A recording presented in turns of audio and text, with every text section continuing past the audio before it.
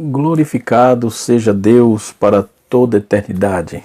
Nós estamos aqui uma vez mais no canal Rascunho Teológico para, nesta oportunidade, dar continuidade a nossos estudos com respeito ao panorama bíblico do Antigo Testamento, em especial os profetas menores. Tivemos uma introdução, O último conteúdo foi uma introdução sobre os profetas menores e agora vamos estar falando sobre o profeta Oséias. Profeta Oséias, que nos apresenta um compêndio de informações muito grande, inclusive informações até estranhas. Nos parece muito estranha os pedidos de Deus para Oséias. Oséias, Ezequiel foram profetas que tiveram suas vidas propriamente ditas, seus comportamentos que refletia Deus, usava os seus comportamentos como exemplo para a nação de Israel. Nós vamos aprender neste conteúdo. Quantos Oséias tem na Bíblia? Quantos Oséias a Bíblia fala? Quem eram os familiares de Oséias? Qual era o nome do seu pai? Onde ele profetizou e quando? E assim vamos trabalhar a questão deste excelente livro de Oséias. Nós vamos abordar as bases do livro dos profetas menores e vamos trazer aqui informações históricas acerca do profeta e de suas personagens do livro dos profetas menores, conforme dissemos na nossa introdução no vídeo passado, na aula passada. Então, para nós termos uma mensagem um pouco mais coesa do que Deus comunicou a Oséias, nós vamos aprender de forma sobeja, Vamos sim aprender sobre como Deus trabalhou na vida e por meio da vida de Oséias, ok? Isto nos leva a um entendimento muito grande no que diz respeito a como Deus trabalha e quando Ele quer cumprir os seus planos. Ninguém atrapalha o plano de Deus. Vamos lá. Então, às vezes Deus faz e requer coisas aparentemente difíceis, mas Ele é todo poderoso, Ele manda em tudo, Ele sabe tudo, é todo sábio, Ele faz o que quer, como quer, a hora que quer e quando quiser. Então, nós vamos acatar tudo isso, tudo que Deus fala, nós acataremos pela fé, ou acatamos pela fé as suas ordenanças e ordenações, enfim, reconhecendo que o tempo é seu, que o poder é seu, que a realização é toda sua, ok? Vamos lá. Nós vamos, no capítulo 1, versículo 1 de Oséias, e o versículo 1 e 2 de Oséias, vai falar, dar uma breve informação sobre a sua vida pessoal, Mas vale a pena citar que no Antigo Testamento existem outros Oséias, a começar de Josué. O nome Josué, no original, dentro do seu nome verdadeiro, seu nome original era de Josué, era Oséias, até quando Moisés mudou. Isso está registrado em Números, capítulo número 13, versículo 8 a 16. No capítulo 32, versículo 44 do livro de Deuteronômio, eu vou ler aqui na Bíblia, para nos embasarmos de forma mais contundente para os alunos e os irmãos que acompanham o canal. Já aproveitando, se você ainda não é inscrito no nosso canal, você pode se inscrever, ative o sininho para receber as notificações dos próximos vídeos que estamos mandando. Esse canal é um canal de ensino bíblico teológico, onde ensinamos teologia bíblica. Bendito seja Deus. E você pode deixar o seu like, você pode perguntar, você pode deixar suas observações. Quero mandar uma saudação de paz aqui aos irmãos do Bíblia de Fato, que sempre comentam os nossos trabalhos, nossos vídeos. Deus abençoe a vida de vocês, no nome de Jesus. Glória a Deus. Esse canal nasceu agora nesse período de pandemia, com um pedido de um dos alunos nossos, um dos ex-alunos no caso, que foi o presbítero Flávio. Deus abençoe o presbítero Flávio, e ele tem indicado nosso canal para várias pessoas que têm também se beneficiado e aprendido com o nosso conteúdo. Um conteúdo básico, simples, mas verdadeiros, bíblico e teológico, ok? O versículo 44 diz assim: E veio Moisés e falou todas as palavras deste cântico, ouvindo do povo, ele, Oséias, filho de Num. Então o nome de Josué era Oséias, filho de Num, certo? Esse era o nome original de Josué, ok? Outro Oséias que aparece no Antigo Testamento é Oséias, filho de Azarias, um dos oficiais de Davi, representante da tribo de Efraim. E nós vamos ver isso em 1 Crônicas, capítulo de número 27, versículo 20. Não é? Nós vamos ver um outro Oséias, um dos líderes do povo que assinou o pacto com Neemias, lá em Neemias capítulo 10, verso 23. Nós vamos encontrar o 19º rei de Israel, filho de Ela, ou de Elar no caso, que foi também o rei do norte, o último rei do norte, aliás,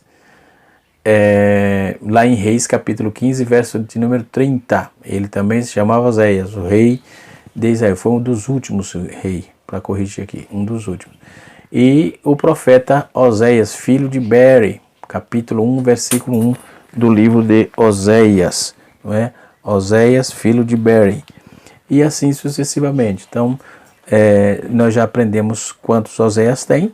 Então, vamos para o conteúdo propriamente dito. Deus usa as experiências de seu povo, para revelar progressivamente o Antigo Testamento, com vista na revelação plena do Filho de Deus, a base toda é essa, que foi quem sucedeu Oséias, por quem começa a entender a manifestação do amor de Deus no homem. A profecia começa com uma frase muito importante, que nos diz assim: a palavra do Senhor que foi dita a Oséias. Não é? Então, no livro de Oséias, conforme, deixa eu abrir a Bíblia aqui, já começa com essa frase: a palavra do Senhor que foi dita a Oséias, filho de Beri, nos dias de Uzias, Jotão, Acás e Ezequias, rei de Judá, nos dias de Jeroboão, filho de Joás, rei de Israel. Então, nós não temos muita coisa para falar de Oséias, não temos muito para falar, porque só dá essa informação, não traz mais um bojo de informação historiográfica da sua genealogia, enfim. Então, mas são informações interessantes. Então, Oséias, filho de Beri, como ele saber o seu pai, significa meu povo, meu poço, né? Ou o poço de Jeová, no caso. De fato, essas questões santa indica talvez que seu pai era sacerdote, não é? A convicção de que a palavra do Senhor vem ao profeta, nós vamos ver isso, Jeremias capítulo 1, versículo 2, Joel capítulo 1, versículo 1, Miqueias 1:1, Sofonias 1:1, Ageu 1:1 e Zacarias 1:1. Então são convicções, a palavra do Senhor que foi dita a fulano, que veio a fulano, enfim. Então é fundamental para a profecia hebraica, era fundamental, porque tinha que vir de Deus, caso contrário ninguém ia acreditar. Ou Deus expulga falso profeta, né? Então a inspiração do profeta não é dele, mas a inspiração do profeta é de Deus, né? Ele está disposto a revelar a pessoa, sua vontade ao povo, e através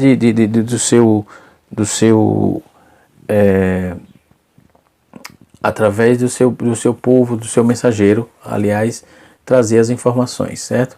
Então, como eu já dissera, conforme a indicação da profecia que ocorreu durante o reinado de Uzias, Jotão, Acasias, Ezequias, rei de Judá, nos dias de Jeroboão, filho de Joás, rei de Israel, conforme está no versículo 1. Então a introdução retira-se da explanação, a introdução pode inteirar-se da explanação sobre a duração do ministério do profeta. Depois nós vamos ver outra informação interessante, né? Vou trazer um esboço aqui do que trata o livro de Oséias. O livro de Oséias, no seu capítulo 1, do versículo 1 em diante, do versículo 2 em diante, vai falar do casamento que ilustra a infidelidade de Israel e a rejeição da restauração da nação. No capítulo 1, versículo 2, fala do casamento com Gomer, o nascimento dos 3 filhos do capítulo 1, versículo 3 até o versículo 9. Daqui a pouco daremos o significado, o nome dos filhos e o significado, né? Depois vem a profecia da restauração, Gomer como símbolo de Israel. Depois nós vamos ver o adultério de Israel. Depois vamos ver o juízo divino. Depois Deus promete a restauração no capítulo 2, verso 14 a 23. Depois no capítulo 3, nós vamos ver a redenção de Gomer, mulher de Oséias. Depois nós vamos ver a mensagem de Oséias, que descreve aí a infidelidade, a rejeição de Israel e a restauração de Israel, no capítulo 4. Né? Depois nós vamos ver o adultério espiritual de Israel, ainda no capítulo 4. Depois vamos ver no capítulo 5 o juízo sobre Israel, o arrependimento sincero de Israel, o registro dos pecados de Israel, a violação do concerto, a recusa de confiar em Deus, servir aos falsos deuses, a predição do juízo no capítulo 8 começa, não é?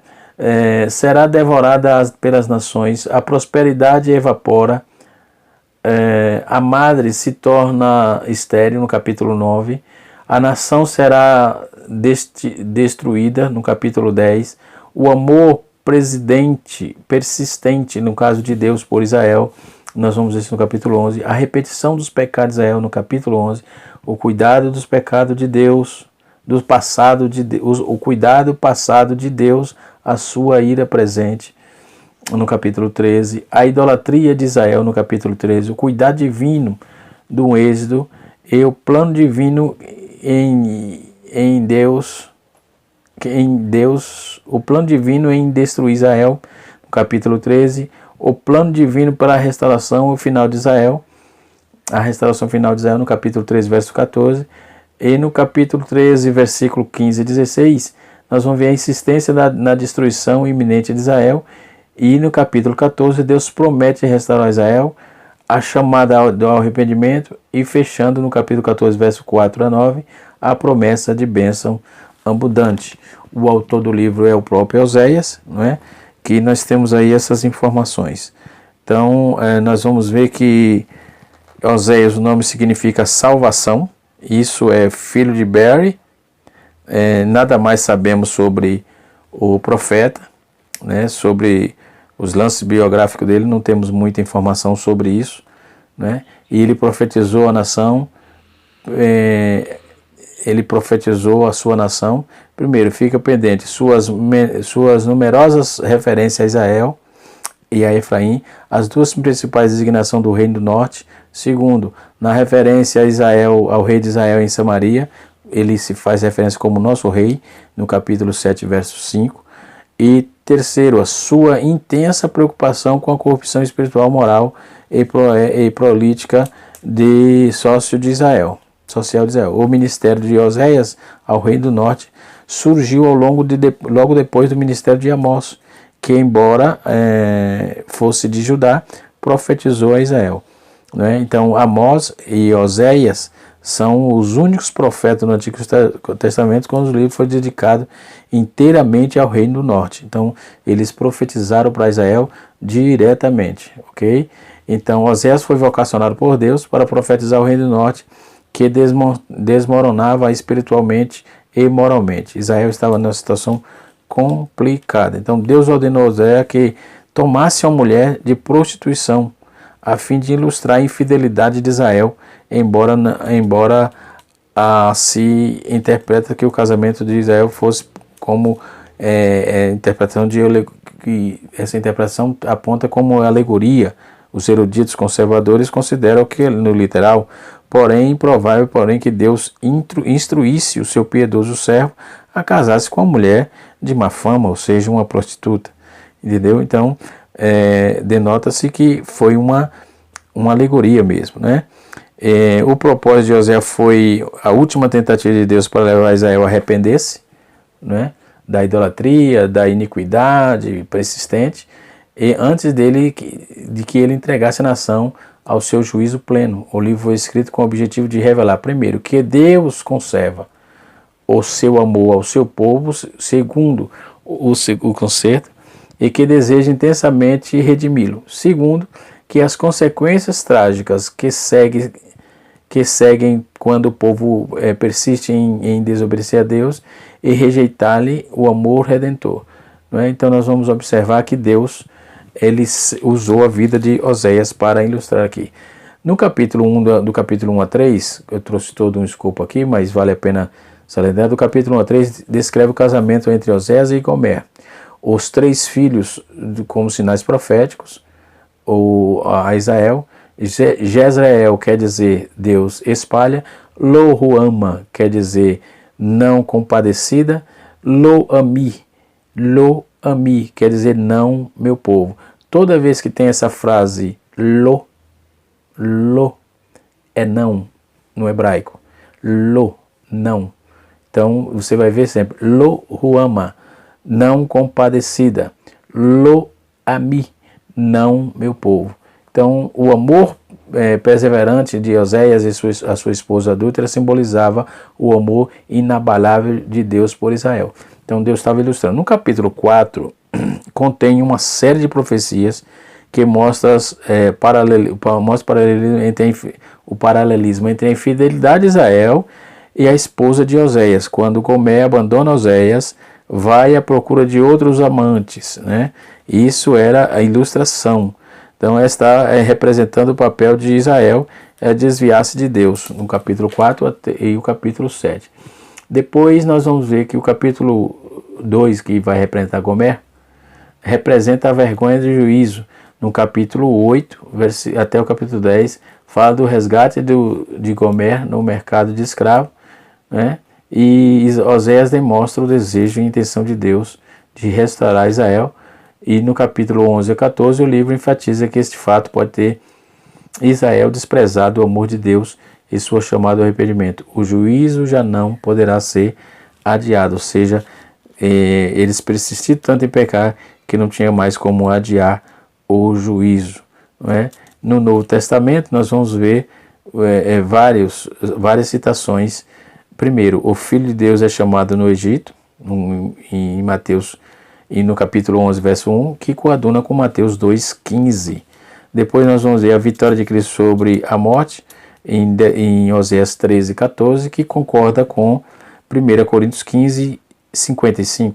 Depois, a terceira opção, né, que aparece aqui no Novo Testamento, é que Deus deseja misericórdia e não sacrifício. Oséias 6,6, coaduna com Mateus capítulo 9, verso 13, Mateus capítulo 12, verso 7. E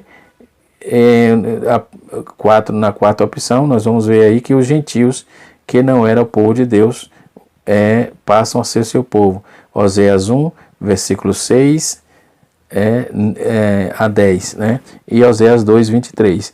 Aí Romanos capítulo 9, verso 25 e 26, e 1 Pedro 10, capítulo 1, versículo 10. Além dos trechos específicos no Novo Testamento. Então, o livro de Oséias aparece constantemente no Novo Testamento. Vale a pena lembrar isso e salientar aqui, tá certo? Muito bem, dando prosseguimento à questão do livro de Oséias, alguns intérpretes concordam que as passagens de Oséias iniciam a narração alegórica, ampliada aí com o seu dever de considerar literalmente. Jeová teria ordenado um homem santo, conforme eu já disse, sensato, cometer um pecado expressamente proibido aos sacerdotes, para os homens que serviam a Deus, e desaprovar.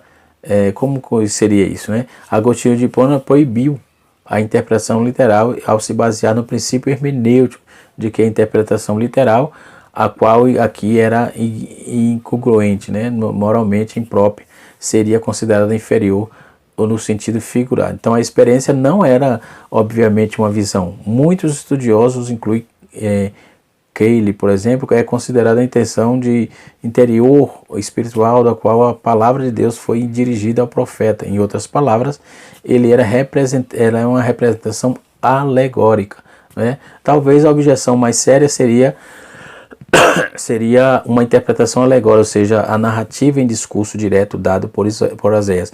Não há indicação de que seria entendida de outro modo.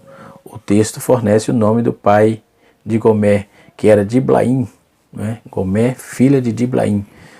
Vamos ver outra opção, é que, embora nada mais se saiba sobre ele, o princípio hermenêutico mais forte citado por Agostinho é que não se deve se indicar o contrário. Em contrário, a Bíblia deve ser considerada no seu sentido claro e óbvio. não é? Então, o autor desse comentário acredita que a melhor solução para a conjectura de Gomer quando se casou, não era uma mulher de costume dissoluto. Arque e conclui na análise dizendo que Oséias entregou a sua mensagem quando era mais velho. Ele pode ter namorado sua mulher, sua trágica doméstica, ou seja, pode ter rememorado sua trágica doméstica e visto nela uma orientadora de Deus. Desta forma, o incentivo do Senhor era para ele casar, ainda que a infidelidade de Gomer fosse prevista por Deus. Não é? Então Deus tinha o controle de tudo. Isso só mostra que Deus tem o controle de tudo, não é? Deus sabe tudo, controla tudo, enfim. Antes de dar continuidade, nós devemos ver aqui o fundo histórico, não é? Que temos o fundo histórico aponta o rei Jeroboão II, rei durante 41 anos em Israel, dos anos 790 a 750 a.C., aproximadamente. Durante esse reinado, Israel experimentou uma época áurea, época em que a prosperidade dominou grande proporção da terra, a terra e o povo. Por exemplo, no sul, Judá estava experimentando algo assim idêntico sob o bom reinado de Uzias. Então, mas a época áurea, durante os últimos dias de Jeroboão II, ou Jeroboão II, estava chegando ao fim. Quando o rei de Israel faleceu, o caos e a confusão substituíram a prosperidade. No cenário intelectual, a Síria estava projetando cada vez mais. Quando Jeroboão II morreu em 750 a.C., os assírios já haviam começado a perturbar Israel. 30 anos depois, após várias pré-invasões, conquistaram Israel, o Reino do Norte, antes de sua derrubada. Então Israel encontrava-se moralmente e religiosamente em pecado. Até os próprios sacerdotes praticavam atos abomináveis, como está o assassinato no capítulo 9, verso de número 6, narra isso no livro de Oséias. A nação rapidamente se degenerou e chegou a nível mais baixo da sua história, não é? E então podemos ver. Aí depois nós vamos ver que o tema do livro é o julgamento divino e o amor redentor de Deus. É o tema do livro de Oséias. O alvo de Deus era falar através desse seu servo, e foi declarar e mostrar a esposa infiel, não é? Os personagens ali dos nomes Oséias quer dizer salvação, já disse isso, ou ajuda.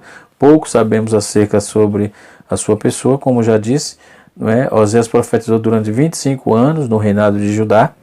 Foi contemporâneo de Amós e Jonas, por outros profetas Isaías e Miqueias, então profeta de Judá, não é? Então, tendo sido chamado profeta do coração quebrantado, Oséias e Jeremias são considerados profetas das lamentações nas suas missões divinas. Foi de insistir aí para que o povo de Israel voltasse para Deus, né? Então, nós vamos ver Deus com uma proposta estranha, que foi: a palavra do Senhor foi dirigida a Oséias no capítulo 1, verso 2. Deus falou não somente a ele, mas por ele. Ou seja, o profeta recebeu e entendeu e obedeceu a mensagem, como também entregou a Israel. Ele foi um dos mensageiros do Senhor naqueles dias, pregando com fervor, comunicando ao povo aquilo que Deus lhe havia confiado. Então Oséias era um autêntico profeta, conclamando as verdades legítimas de Deus. Aí Deus dá a ele uma ordem estranha. Há muitos que debatem aí se Gomer foi uma meretriz antes de se casar com Oséias, enfim, ou se ele se prostituiu após a casar e ter filhos com a profetisa, com o profeta, ou melhor. Os que negam o mau procedimento antes de se casar tomam base no princípio do Senhor. Nunca iria requerer que tão repugnantes atos de seus servos, né? Então, isso é uma questão que realmente eu vou ficar com a Bíblia, né? Então, entretanto, não encontramos nada de relato, no relato desse arauto, que aplique aí apenas uma visão, bem como nada aplica de modo que de tudo que é simbolismo. Então, Oséias não pecou, mas simplesmente obedeceu à voz de Deus, tomando Gomer como sua legítima esposa. A expressão mulher de prostituição significa que até aquele tempo Gomer tinha cometido pecado. Às vezes esse pecado, as expressões homem de sangue, é alguém que derrama muito sangue. O homem de dores é alguém que sofre de forma muito constante. Não é? Então a expressão terás filho de prostituição é ainda mais difícil de entender o seu significado. Na versão corrigida, no caso, os verbos terás é omitido. Não é? E alguns estudiosos concluem que o profeta não somente tomou para si uma mulher pecadora, mas do mesmo modo os seus filhos também ilegítimos. Não é? E assim sucessivamente. Nós vamos ver aqui os filhos e ditosos, no caso, cremos que esses 3 filhos mencionados vai nos apontar aí o texto. Eu já disse também, o Senhor deu instruções claras ao profeta Oséias sobre o nome dos seus filhos e a intenção de colocar esses nomes. Já disse que o nome dele é Jezreel, que significa Deus espalha, porque daqui a pouco castigarei pelo sangue de Jezreel a casa de Jeú, e farei cessar o reino das casas de Israel. Naqueles dias quebrarei o arco de Israel no vale de Jezreel. Depois nós vamos ver o segundo filho, que é Lohuama, que significa destituída de favor. O texto diz assim: porque eu não mais tomarei a favorecer a casa de Israel para lhe perdoar. Capítulo 1, verso 6. Lo-ami, que significa não meu povo, porque não sois meu povo, nem eu serei o vosso Deus. Capítulo 1, verso 9. Então no capítulo 1, verso 4 e 5, trata de Jezreel. No capítulo 1, verso 6, trata de Lohuama. E no capítulo 1, verso 9, trata de Lo-ami. Ok? E assim, então Israel não somente é avisado que vai sofrer grande assolação, e outro sim, não será mais perdoado pelo Pai Celestial. Então é isso que diz o livro de Oséias, pelo menos até aqui, entendeu? Então é recusado ser o seu Deus, ou seja, uma cena aterradora que nós vamos ver aqui, é indesejável, mas infelizmente o resultado daquilo que acontece quando um convite de restauração da parte do Senhor é desprezado. Filhos ditosos, o que é isso? Tem os filhos iditosos e o filho ditoso. Todavia, oportunamente, ou de modo oportuno, paciente, todavia Deus, outra vez o Senhor manifestou por sua terna misericórdia pelo seu profeta. Deus indica que um dia serão restaurados aqueles que voltarem para Deus. Serão chamados filhos de Deus, do Deus vivo. Então o reino dividido de Judá e Israel será unido novamente. Então aqui está a profecia, ok? Note que os nomes e seus significados adquirem um sentido contrário. Grande será o dia de Jezreel, ou seja, Deus reúne, é o subentendido, palavra subentendida. Lohuama agora, Ruama quer dizer favor, e Ami quer dizer meu povo. Então já vai mudando os conceitos, né? Então Deus aí já vai se voltando para ele. Deus usa o profeta também para uma separação, num pequeno parêntese entre a esperança do porvir é fechado. Então o profeta volta-se à realidade da situação. Gomer ainda comporta-se de forma vil. Israel continua com suas iniquidades, surdos em declarações inspiradas de de Oséias, aliás.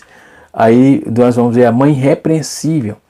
A mãe, no versículo 2, a nação de Israel, ou os filhos, sobreentendido aqui, representa as pessoas e os habitantes do país. Então o profeta está demonstrando de forma que ele está demonstrando determinadamente que a sua mãe ou sua nação voltasse para o seu marido. Isto é, Deus voltasse para Deus.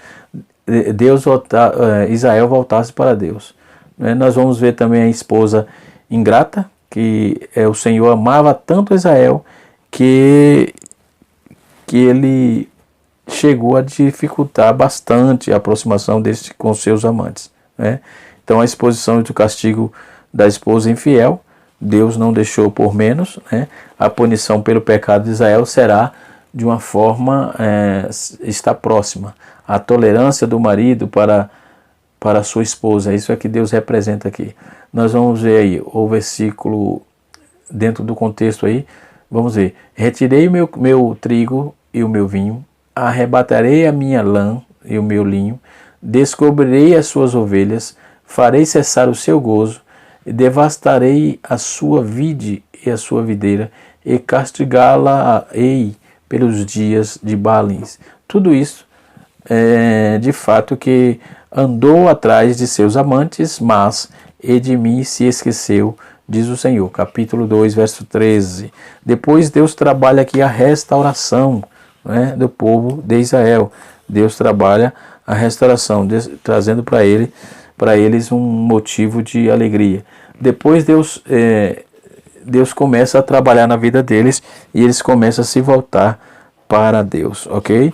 Então podemos observar, para fechar aqui a nossa aula de hoje, que o livro de Oséias, ele é usado, a vida dele é usada constantemente para ilustrar como era a situação de Israel para com Deus, a questão da comunhão e assim sucessivamente. Então nós vamos observar que o texto ele vai nos levar muito além, do que nós podemos até imaginar. São textos objetivos, onde Deus trabalha de forma objetiva, de forma muito clara, e nós prestamos atenção muito bem de como Deus trabalhou na vida do seu povo, por meio da vida de Oséias, né?